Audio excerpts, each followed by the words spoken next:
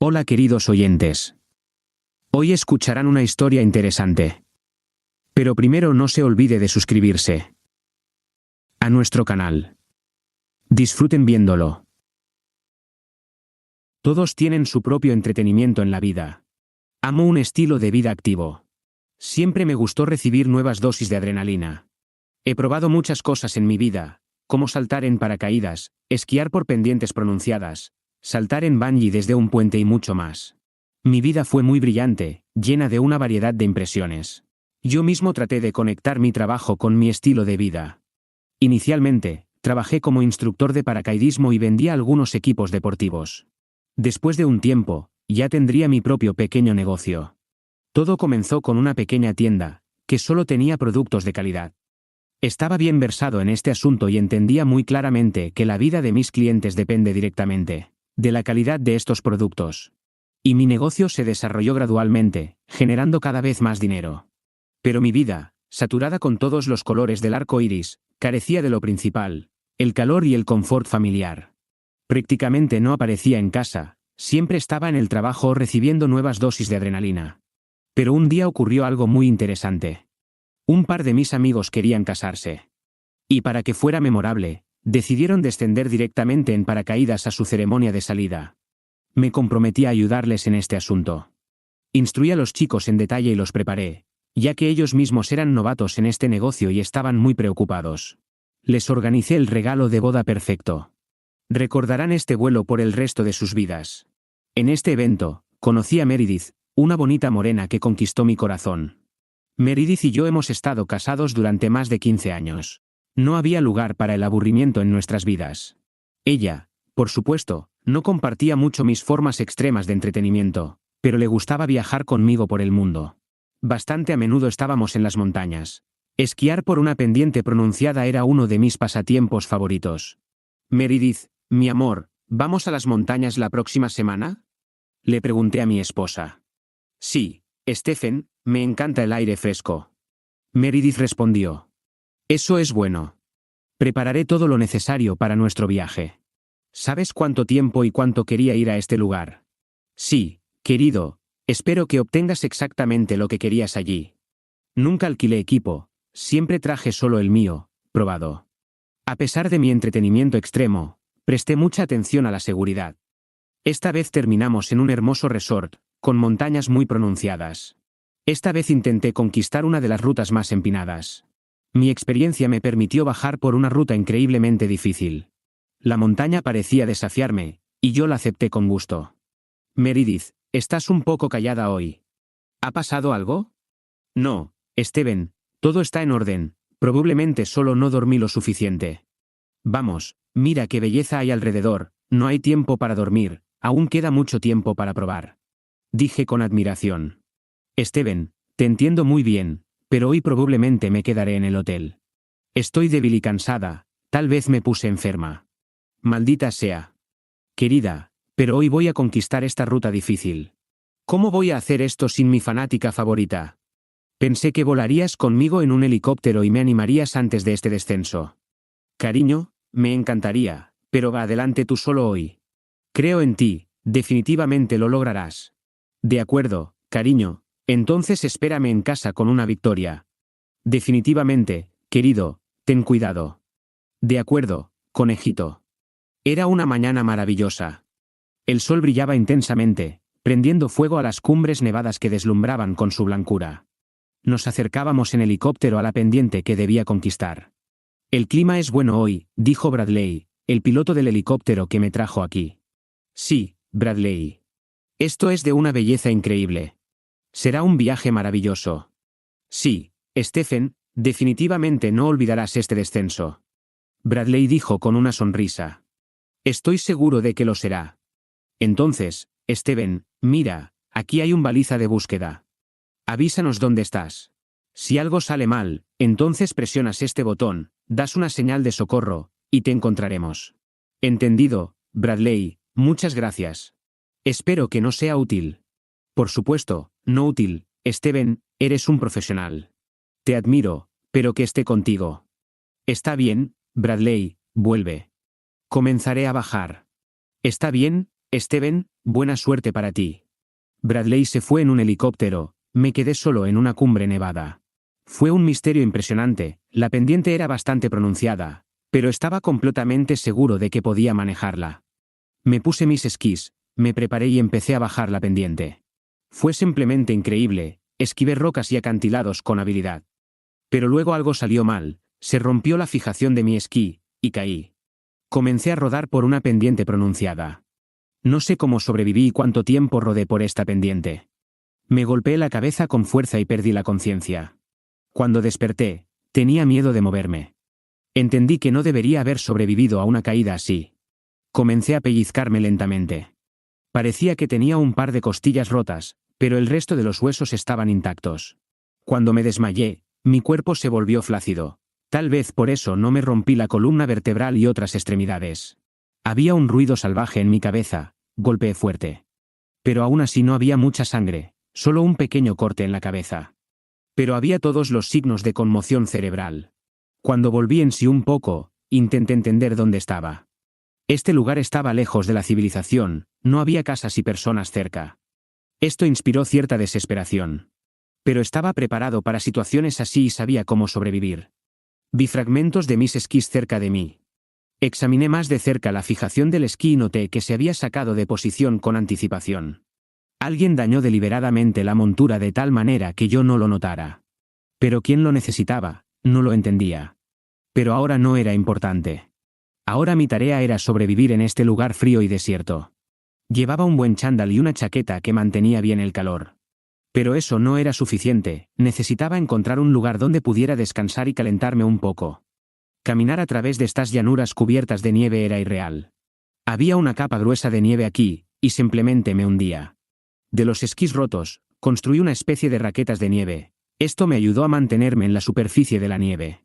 Y me fui a buscar mi hogar temporal. Pronto tuve la suerte de encontrar una pequeña cueva.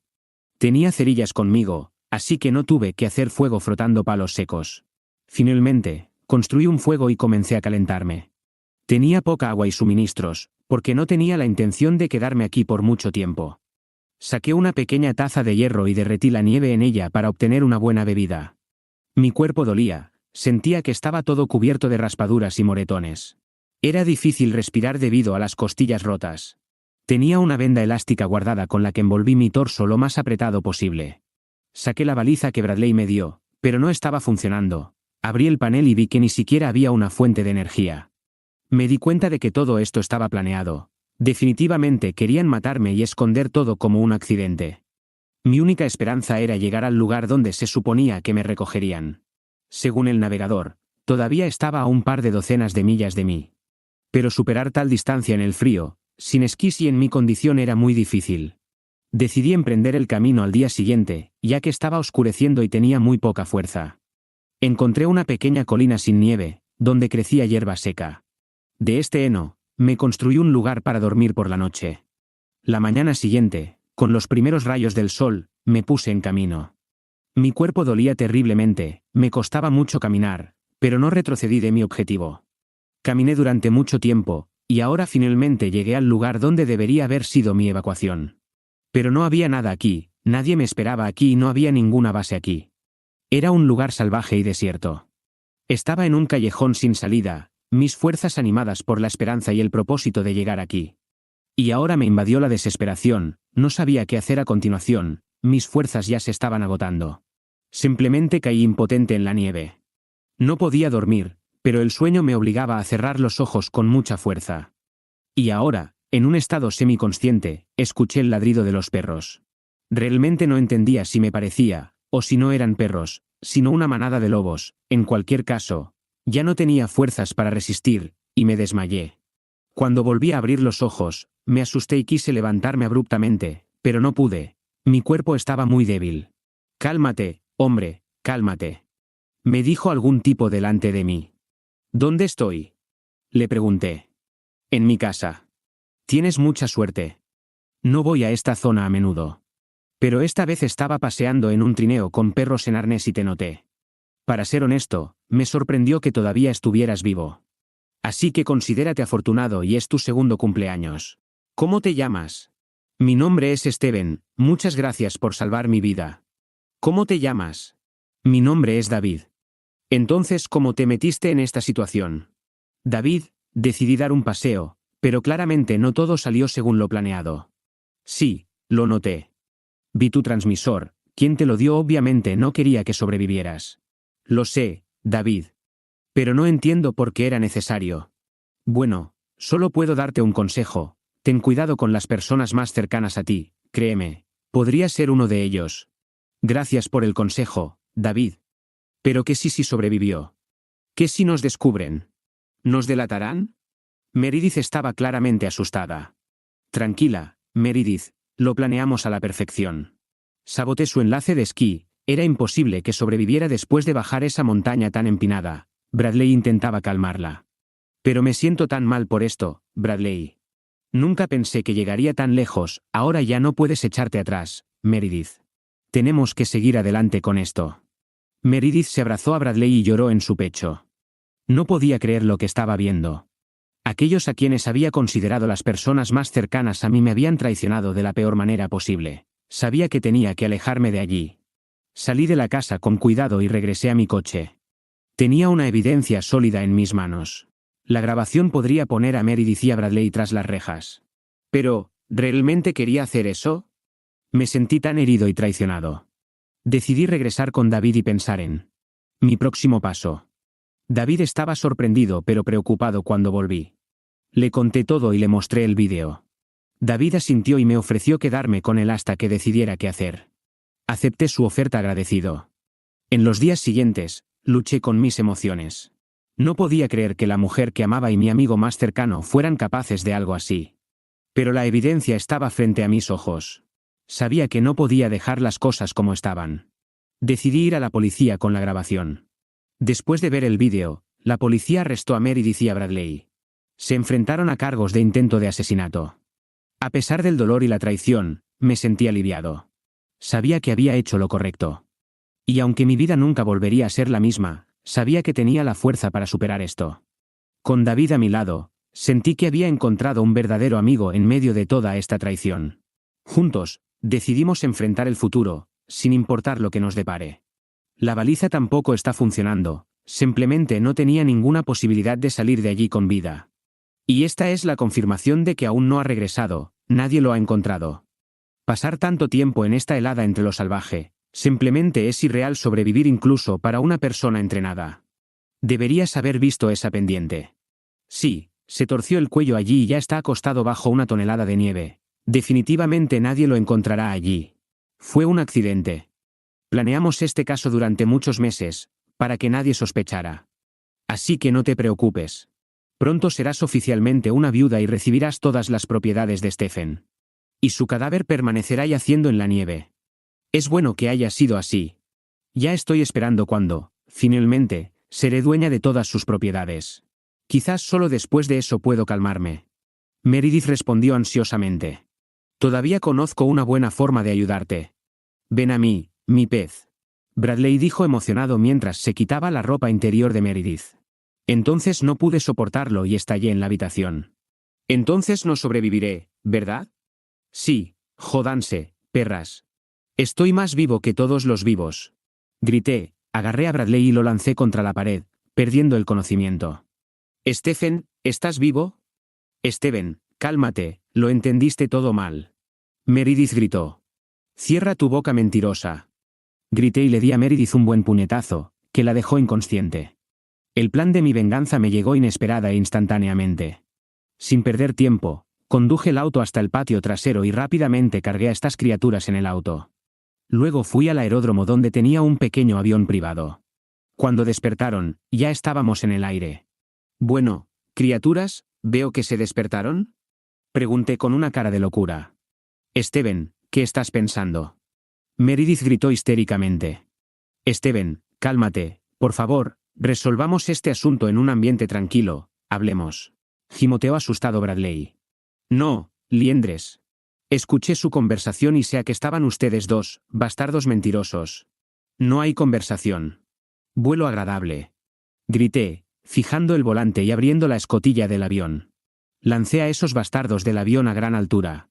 Gritaron desesperados, dándose cuenta de que se romperían. Esos segundos mientras volaban en caída libre les parecieron una aterradora eternidad de desesperación. Pero no iba a matarlos, aunque realmente quería. En su pánico, no vieron que los había atado a sus paracaídas.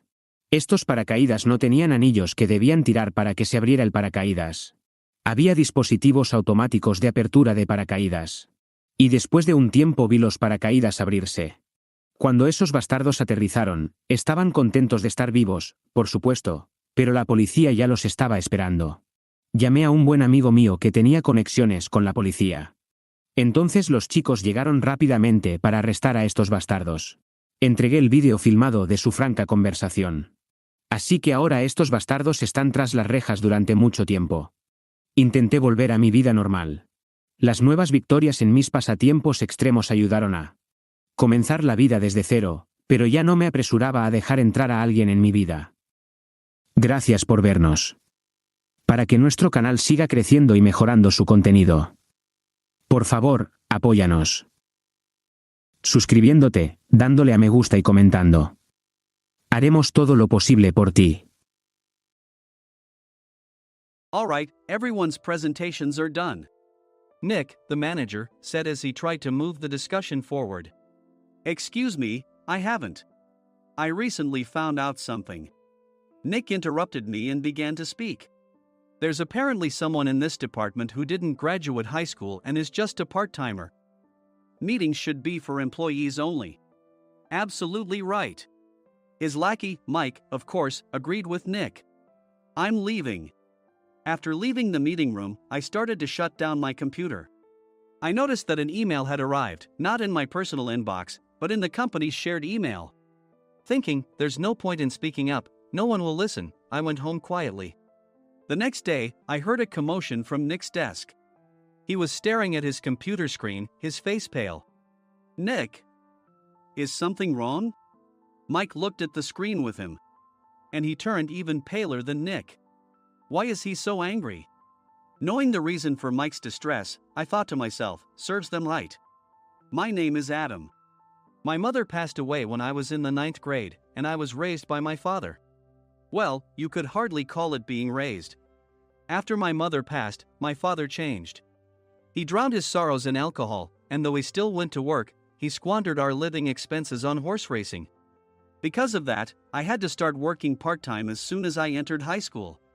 Every month, I went to the convenience store with bills in hand that couldn't be auto-deducted from my father's account.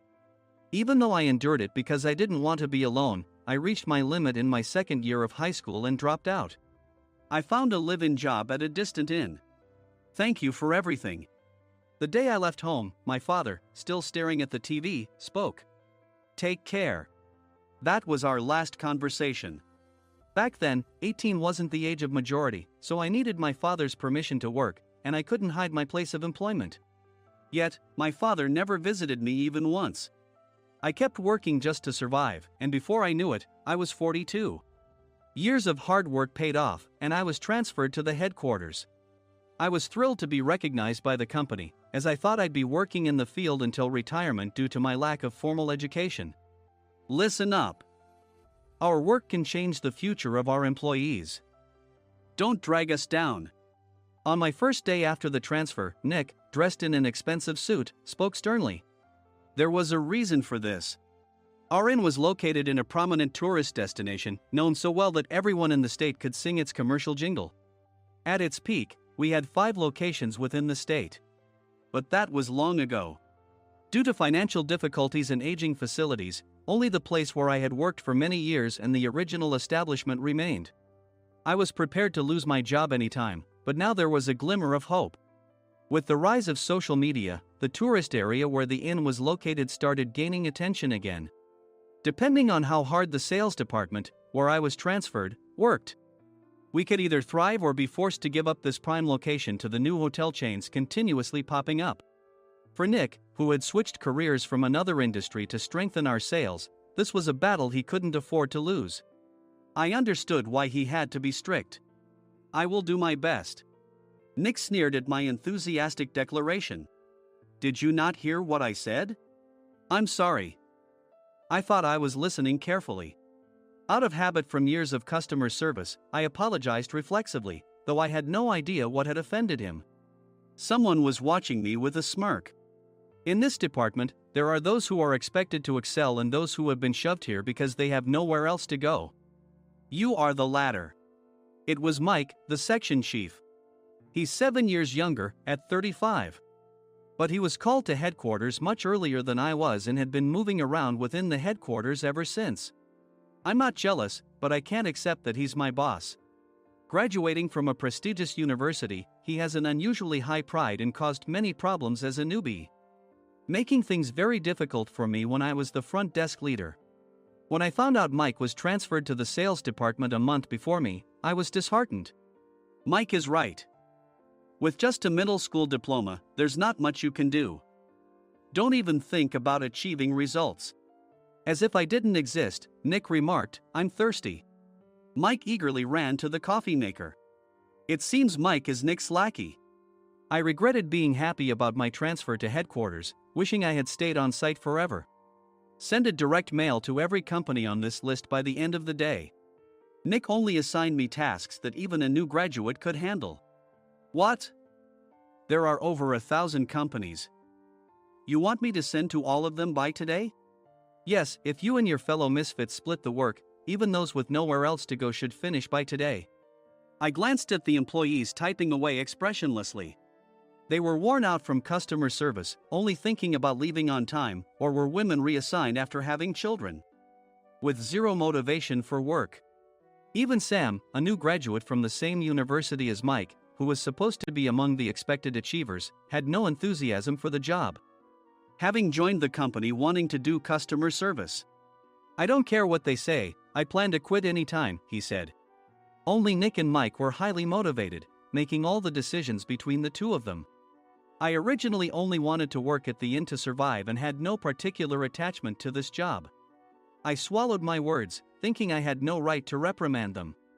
About a month after the transfer, Nick told us with a frustrated look, "To commemorate the 50th anniversary, we've decided to create a plan exclusive for one group per day."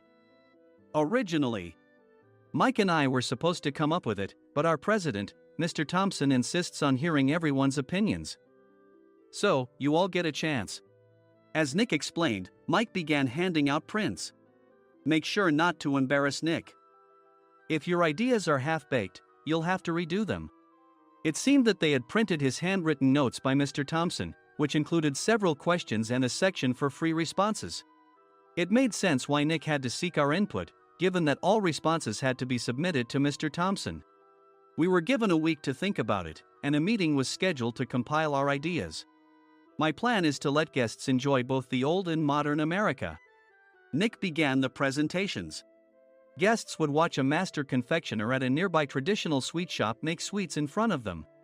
The welcome drink would be premium tea in a bottle. Nick's plan was certainly attractive. After his presentation, Nick called on us to present in the order we were seated. Just as I stood up for my turn. "All right, everyone's presentations are done." "Excuse me, I haven't. I recently found out something." Nick interrupted me. "There's someone in this department who didn't graduate high school and is just a part-timer." He was likely talking about me. I joined the company as a part-timer and was made a full-time employee when I turned 20. That was 20 years ago, so Nick and Mike probably had no chance to know until recently. Meetings should be for employees only. Absolutely right. After that, Nick kept creating opportunities to solicit everyone's opinions, purposefully excluding me from speaking. The meeting unexpectedly heated up and went past the scheduled end time. A few people asked to leave, and the discussion continued with the remaining few. "Still here?" Normally, you'd leave in that situation. Though I had no attachment to the job initially, hearing kind words from customers made me want to make them happier. For someone like me, with nowhere to go, the inn was my home and customer service was my life. I felt pathetic about my current self. "I'm leaving." I left the conference room and started shutting down my computer. I noticed an email had arrived, not in my personal inbox, but in the company's shared email. Thinking no one would listen to what I had to say anyway, I quietly went home. The next day, while preparing the DM as instructed, I heard a commotion from Nick's desk. In his haste to stand up, he hit his knee on the desk. He stared at his computer screen, his face pale. "Nick! What's wrong?" Mike, thinking he should be the first to rush over, approached Nick while still wearing his coat. He peered at the screen with Nick. And he turned even paler than Nick. Why is he so angry? Who is responsible for this company? Nick, more irritated than ever, asked, and Mike answered without checking. Probably Sam. Sam wasn't there because he was attending a morning training session for new hires. Nick gave up on getting angry and returned his gaze to the screen. They were looking at an email that arrived right after the end of the working day yesterday. Apparently, no one, including me, had checked it before leaving. The email was from a large company that used us for their annual employee trips. The president and executives of that company also frequently used our services personally. President of the company, Mr. Mason himself, had declared that neither he nor his company would ever use our services again. Well, some companies cancel their employee trips or stop using our services due to financial struggles. Let's just move on. Mike kept wiping the sweat from his forehead with a handkerchief. Knowing why Mike was so agitated, I quietly watched their interaction. Do you know how much revenue we get from that company? We can find other guests to fill the rooms, but we'll lose the banquet costs, gift shop revenue, rental car fees, and more. Moreover, the gifts were supposed to be prepared by the traditional confectionery shop involved in Nick's proposed plan. If it's known that we incurred such a huge loss at this critical time, Nick's position in the company would be jeopardized. Nick took a deep breath, seemingly trying to calm himself. All right, Mike. Go to New York right now and apologize to Mr. Mason. What? You're coming with me, right? I have urgent work to do. I trust you, which is why I'm entrusting this to you. Please.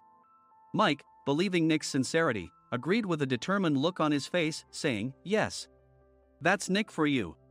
Even if Mike went to apologize, Nick would shift all the blame onto him if the client didn't change their mind. Well, it was Mike's fault to begin with, so it served him right. About 3 hours later, Sam answered a call from somewhere and repeatedly apologized, saying, I'm very sorry. Everyone watched to see what was happening. After ending the call, he informed Nick with a weary tone. When Mike arrived at the client's company, he only made things worse, further infuriating Mr. Mason. He was demanding, get his boss here immediately. It was no wonder Sam was exhausted, dealing with such a call right after returning from training. What is that idiot doing? All right, Adam, you're coming with me. If sacrificing Mike didn't work, then I must be next. Normally, I'd want to refuse at all costs, but I saw an opportunity in this situation. If I can be of assistance, I'd be happy to join you. I immediately followed Nick, and we flew to New York. When we introduced ourselves at the reception, it became clear how serious the situation was, as the receptionist personally escorted us to the president's office. Angry voices leaked through the door, making both Nick and me uneasy. Excuse me. I'm Nick, the supervisor. I understand my subordinate has caused you trouble, and I deeply apologize. Nick, with his experience in the corporate world, knew enough to offer an apology before excuses. However, his customer service skills left much to be desired. I sighed as I saw Mike trembling like a small dog in the corner of the room. What kind of training are you giving your subordinates? Mr. Mason glared at Nick with a red face. The intensity of his gaze made even Nick take a step back. Regrettably, I joined this company only 2 years ago and was unaware of Mike's issues. I should have identified his shortcomings sooner. Indeed.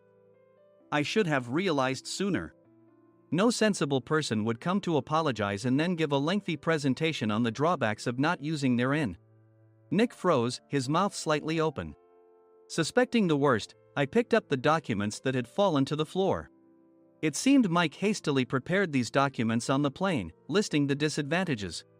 Disadvantage 1, if you change the venue for the company trip, employees might suspect it's for cost-cutting reasons, leading to a negative impression. Reading it aloud half-jokingly, Nick snatched the papers from my hand and checked the contents with a furious expression. Among the stack of documents was a receipt from a nearby convenience store's copy machine. I felt a pang of dread, hoping he hadn't shown the receipt as well. What do you think he said when I asked what kind of nerve he had to do this? I'm very sorry.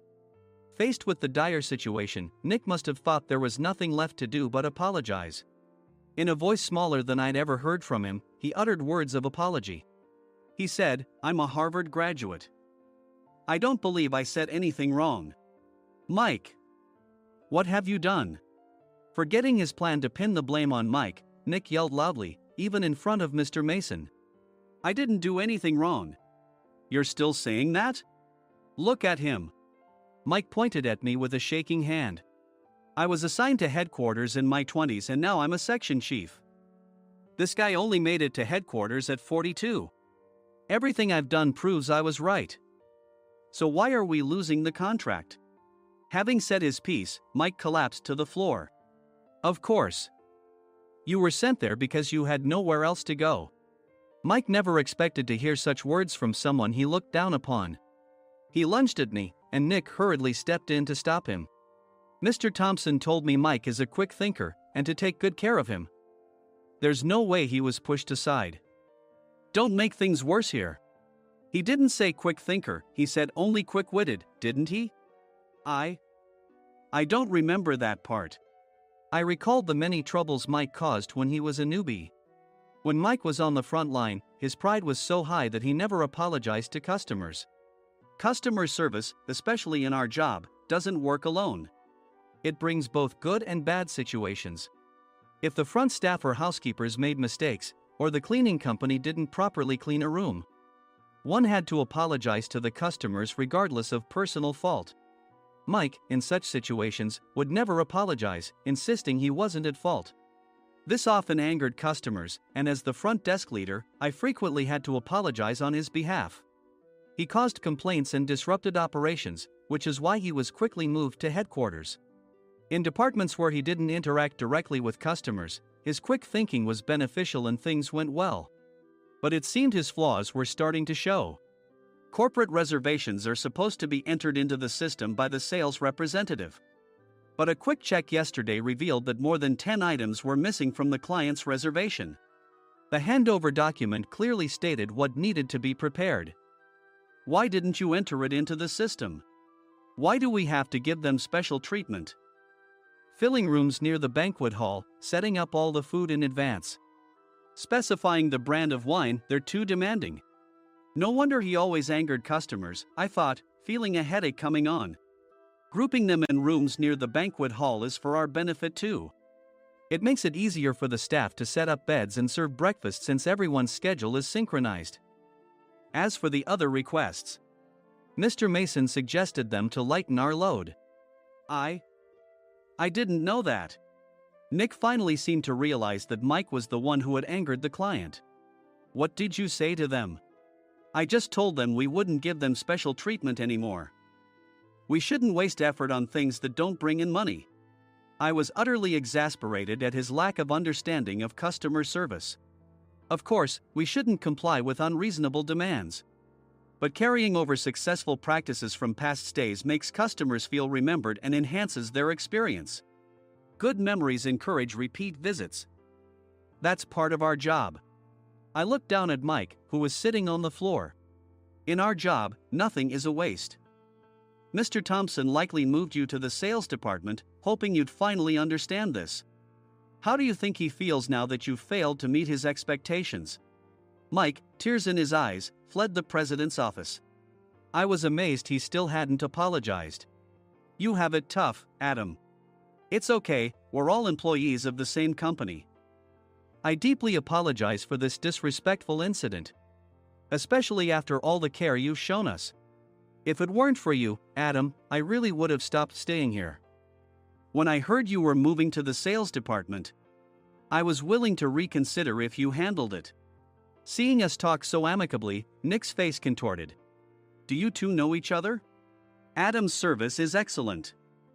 I always requested him specifically. Normally, we don't accept specific staff requests, but we made an exception for Mr. Mason, adjusting my shifts accordingly. He had personally stayed at our hotel just before my transfer, and during casual conversation, I mentioned, I'm moving to the sales department soon. If I hadn't told him then, things could have been much worse. Please continue to take care of us. I look forward to it. On the return flight, Nick awkwardly offered me a can of beer. It's still working hours. Of course, I had no intention of forgiving him for a single beer. Nick might try to pin everything on Mike and avoid any consequences. While pondering this, a startling fact came to light. Nick, the tea bottles for the plan have arrived. I handed Nick a bottle labeled with our inn's name. They look good. What are you talking about? These are plastic bottles. I had assumed we would use the trendy, high-end bottling tea. But what arrived were ordinary plastic bottles of tea with customized labels. The only unique aspect was the label, which had the inn's name, making it look customized. Upon further investigation, I discovered that a substantial amount of money was set to be paid to the tea company. It was priced like bottling tea. Does this plastic bottle really cost $100 each? The tea inside is specially blended for us. The extra cost is for that. Wouldn't it be better to use another tea company? Or is there a specific reason we must use this one? As Nick continued to make excuses, I showed him a printed email. I informed the tea company's president, Mr. Mitchell, that we discovered irregular payments and he confessed. He said you two were high school classmates and planned to split the extra money. That idiot. Why did he confess? That's not important. You should worry about yourself, this could turn into a police matter. Opening the bottle cap, I suggested. How about calming down with this tea? It supposedly has a relaxing effect. Nick drank the tea frantically. In the following days, decisions were made about their fates. Mike was reassigned to the General Affairs Department, with no chance of transfer or promotion, as per Mr. Thompson's orders. As for Nick, since the payment to the tea company hadn't yet been made, he narrowly avoided legal trouble. Instead, he was encouraged to leave the company, and to avoid further complications, Nick submitted his resignation. Rumor has it that connections between HR departments have made it difficult for him to find new employment. Even though it was good to have those two gone, something unexpected happened in the sales department. Everyone became motivated and united in refining the 50th anniversary plan. In the end, my plan was adopted. We collaborated with the Tourist Information Center to provide personalized guides. The plan, tailored to the number of guests, was truly special for the 50th anniversary. Hey, is Adam's family coming to stay? I immediately booked that special plan for my family. Sam noticed it on the reservation list and quickly picked up on it. Yes, I'm inviting my father. That's great. I might invite my parents too. I lacked the courage to face my father just as Adam. But here, with the confidence Mr. Mason praised, I felt ready. The 50th anniversary plan was a perfect opportunity to reconnect with my father. I hoped to bring back the days when we could laugh together as we once did.